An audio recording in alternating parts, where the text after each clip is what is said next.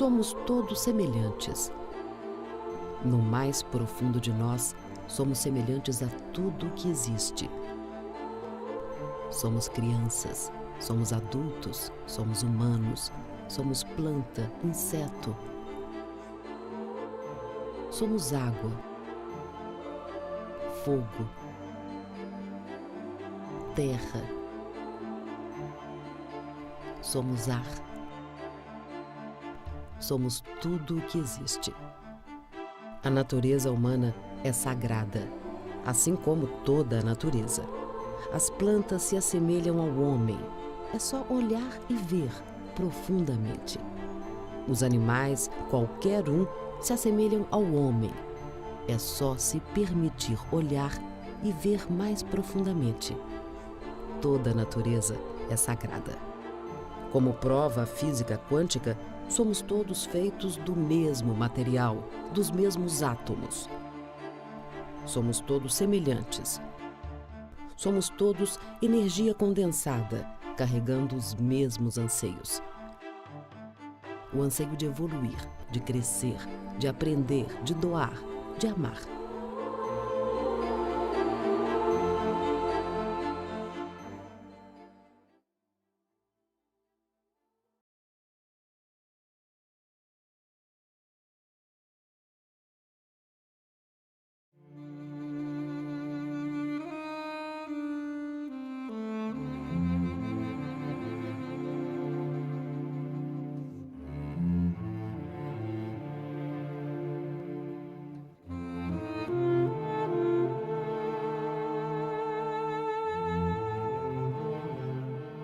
Por que não olhamos e vemos nossos semelhantes com mais profundidade?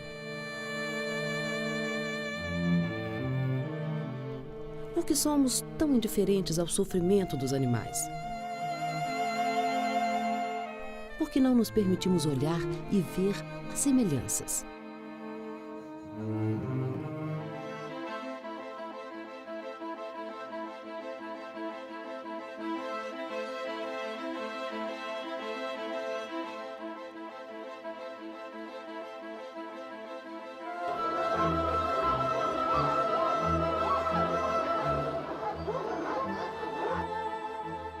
Pode parecer, mas esses animais não são criminosos. Foram apenas abandonados pela inconsciência humana.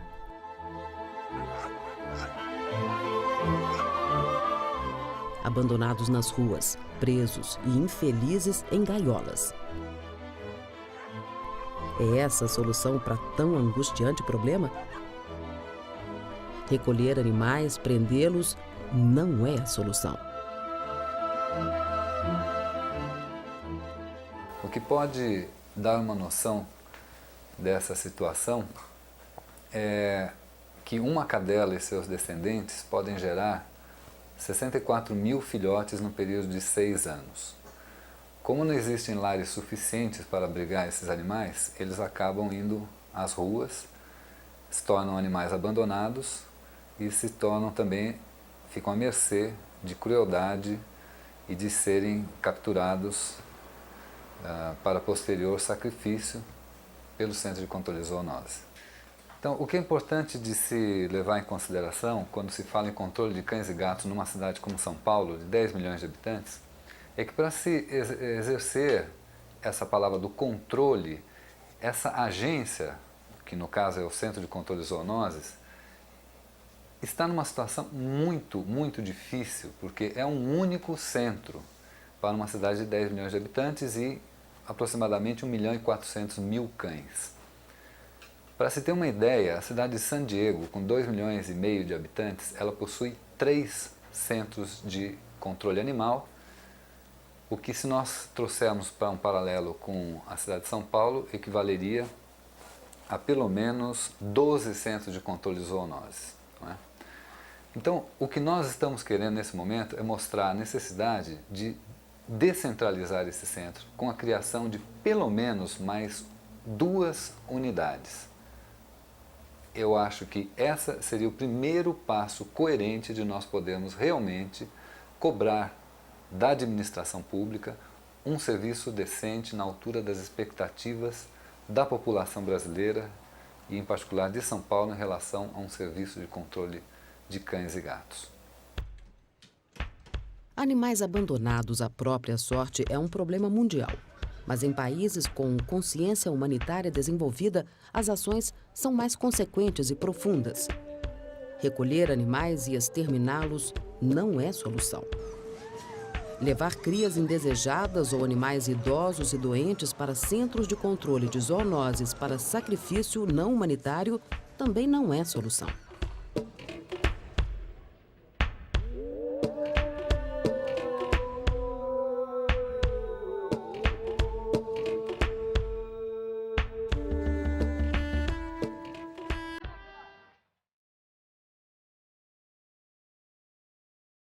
Eu acho que a solução é o homem se humanizar, é ele ser um pouco mais humano e a partir daí trabalhar em prol da vida.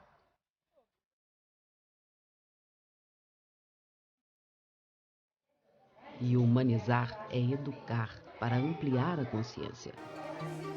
Por que o currículo escolar não contempla com mais clareza os animais? As crianças precisam trabalhar não apenas com a mente, de receber essas informações do que é ser responsável, o respeito à vida, mas essas crianças, enquanto elas recebem essas informações, elas podem estar trabalhando também as mãos e o coração. E quando a gente ajunta a mente, o coração e as mãos, essa informação ela é muito mais assimilada e com certeza essa criança vai passar a ser uma educadora dentro da família dela e da comunidade dela. É por isso da grande importância de a gente estar fazendo trabalhos educativos com a presença de animais. Um cão, um gato ou mesmo um hamster ou uma tartaruga, e essa criança ter o contato com esse animal e desenvolver esse relacionamento. Além das soluções de longo prazo, existem outras que podem ser implementadas pela sociedade, pelos veterinários e pelos órgãos públicos. Uma delas é a do lar transitório, para tirar os animais das ruas e livrá-los do extermínio. Eu sou veterinária e nós temos feito esse trabalho de acolher animais de rua e a partir do momento que o animal chega, nós vermifugamos esse animal, eliminamos pulgas, carrapatos, piolhos que esse animal possa ter, sarna, alguma doença, já castra as fêmeas para doar um único animal e tenta encaminhar para um lar, que é o mais difícil, mas nós temos feito. Se cada veterinário fizer um trabalho desse com ao menos um animal, a situação certamente vai mudar. Com mais apoio para as entidades de proteção animal e com mais locais públicos de doação, o sofrimento pode transformar-se em alegria e bem-estar, tanto para os animais como para os seres humanos que os adotarem. Em São Paulo, algumas iniciativas privadas de doação de animais também têm encontrado muita acolhida pelas pessoas. Empresários sensíveis têm aberto espaços para doações responsáveis, atitude que provoca na outra ponta resultados concretos ao seu negócio. Cada animal retirado das ruas é mais um consumidor do mercado pet. Um animal adotado e tratado responsavelmente é mais um semelhante melhor, mais feliz, que traz muita alegria e cura aos seres humanos. O consumo de ração, de vacinas e a demanda nas clínicas veterinárias também poderiam crescer infinitamente se o conceito da posse responsável fosse massificado através de campanha educacional. E posse responsável é sinônimo de castração para se evitar crias indesejadas. É sinônimo de vermifugação, de vacinação anual, identificação, domiciliação, atenção, afeto, enfim, ações de responsabilidade para com o animal, um semelhante. Ações recomendadas pela Organização Mundial da Saúde. As cirurgias de castração em filhotes, né, o nome mais certo é gonadectomia, elas estão sendo realizadas ainda no Brasil por um grupo muito restrito de profissionais. Isso devido a vários fatores, desde a falta de experiência nossa, né, dos médicos veterinários de estarem fazendo esse tipo de cirurgia, a falta de informação dos benefícios para os animais. Um exemplo disso é que mais de 90% das fêmeas, cadelas e gatas, que são castradas antes do primeiro cio, elas reduzem em mais de 90% a chance de ter câncer de mama. Então a falta dessas informações, mas a falta de experiência, está fazendo com que os veterinários ainda não estejam fazendo essas cirurgias em filhotes e recomendando essas cirurgias. Nós estamos num momento onde o desvínculo entre o homem e o animal foi muito grande e o desrespeito com o animal é muito grande. E esse vínculo ele só vai ser reintegrado no momento que todos estejam envolvidos para a solução das causas, atuar na sua raiz. A castração antes da puberdade ela é uma grande chave para a gente estar resolvendo o abandono de animais. Um exemplo disso são os Estados Unidos. Eles vêm há 20 anos fazendo conscientização da posse responsável dos animais, fazendo castração, e ainda eles matam milhões todos os anos, né? E foi detectado que uma das causas disso é a primeira cria. As pessoas estarem esperando o primeiro cio para estarem castrando esses animais, e no primeiro cio o animal acaba tendo a sua primeira cria e se ajuntando ao problema. Então os médicos veterinários eles não devem apenas indicar a cirurgia de castração antes da puberdade.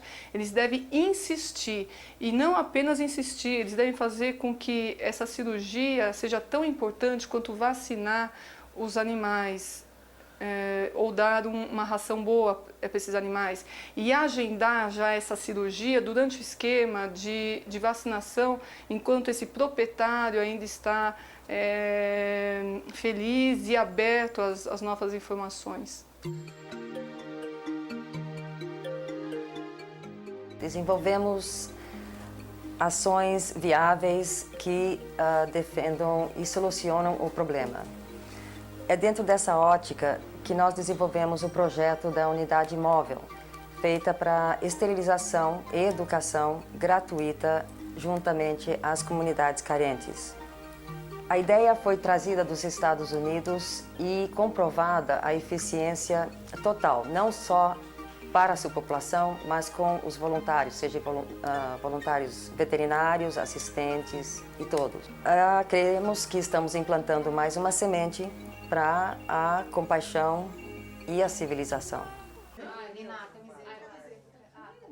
As entidades de proteção animal se reúnem para decidir ações, desenvolver projetos, criar meios para a captação de recursos, enfim, tudo o que for necessário para atingir seu objetivo comum. Unem seus talentos para informar, educar, conscientizar a sociedade sobre o valor e os direitos dos animais, sobre a posse responsável, bem como para defender, proteger e promover seu bem-estar.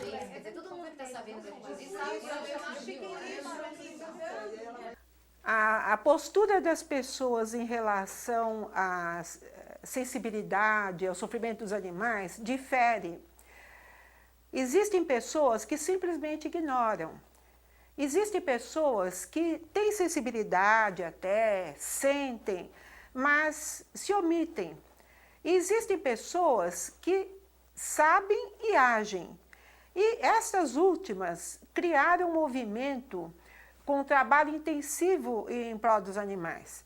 Esse trabalho é baseado no tripé, que seria o legislativo, o executivo e a educação. Quando jovem, eu sofria tremendamente pelos animais, mas fazia um trabalho solitário de recolher um bichinho, tratar o bichinho doente, alimentar um animal, mas aos poucos eu fui compreendendo que aquilo não levava a nada. O trabalho solitário é importante, mas insuficiente. Nós temos que nos congregarmos, sabermos que outras pessoas pensam da mesma forma que nós, juntarmos forças e trabalharmos pelos animais como um todo. O importante é exercer o movimento como um todo, por todos.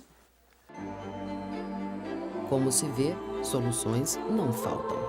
Talvez o que esteja faltando sejam novas atitudes e nova consciência. E, claro, decisão política das autoridades.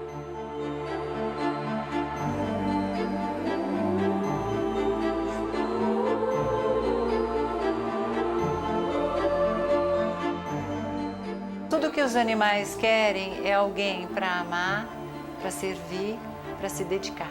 Cada um deles precisa de um dono que lhes permita manifestar esse amor incondicional, essa alegria e essa luz que eles são.